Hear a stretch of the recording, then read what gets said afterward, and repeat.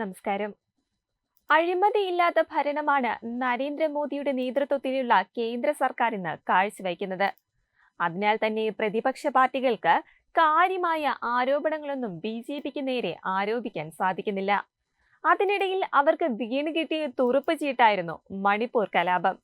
എന്നാൽ ഇപ്പോൾ ഇതും പറഞ്ഞ് വായടപ്പിക്കാമെന്ന് നോക്കിയ മാധ്യമപ്രവർത്തകർക്ക് വായടച്ച മറുപടി നൽകുകയാണ് പി.സി. ജോർജ്. എന്ന് ഞാൻ പറഞ്ഞില്ലല്ലോ, പറയാതെ ചോദിക്കരുത്. അങ്ങനെ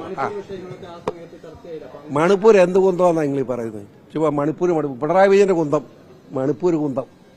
മണിപ്പൂർ എന്താ നടന്ന് നിങ്ങൾ എന്താ പറയുന്നത്? 100 വർഷത്തിൽ കൂടുതലായിരിക്കുന്ന വംശീയ കലാപമാണ് അത്.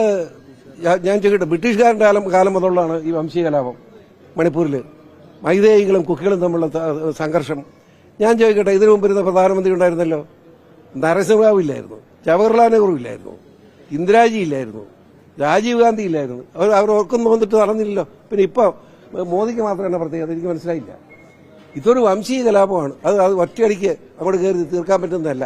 ചുമ്മാ പിണറായി വിജയൻ ഒരു വട്ട് പറഞ്ഞു, ഉടനെ ഇവിടെ കുറെ ആളുകളെല്ലാം കൂടെ വംശീയ കലാപമല്ല, അത് കുക്കിയ എന്ന് നമ്മൾ ചാടി വെക്കും. അവിടെ നടക്കുന്നത് വംശീയ കലാപം തന്നെയാണ്, അത് നിഷേധിക്കാൻ പറ്റില്ല. വൈദികരുൾപ്പെടെ മെത്രാന്മാരുൾപ്പെടെ അത് കണ്ടെത്തി കഴിഞ്ഞിട്ടുണ്ട്.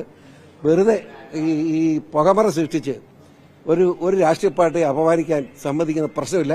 ഞാൻ ഒന്നാം തരം റോമൻ കത്തോലിക്ക അതും കൂടെ പഠിച്ചിരുന്നു. പി.സി. ജോർജ് മാധ്യമപ്രവർത്തകരെ വാരിയലക്കുന്നതാണ് നമ്മളിപ്പോൾ കണ്ടത്. പി.സി. ജോർജ് പറയുന്നത് പോലെ മണിപ്പൂർ കലാപം ഇന്നോ ഇന്നലെയോ ഉണ്ടായതല്ല. 100 വർഷത്തിലേറെയായി നടക്കുന്ന വംശീയ കലാപമാണ് മണിപ്പൂർ കലാപം. ബ്രിട്ടീഷുകാരുടെ കാലം മുതൽ ഈ കലാപങ്ങൾ ഉണ്ടായിട്ടുണ്ട്.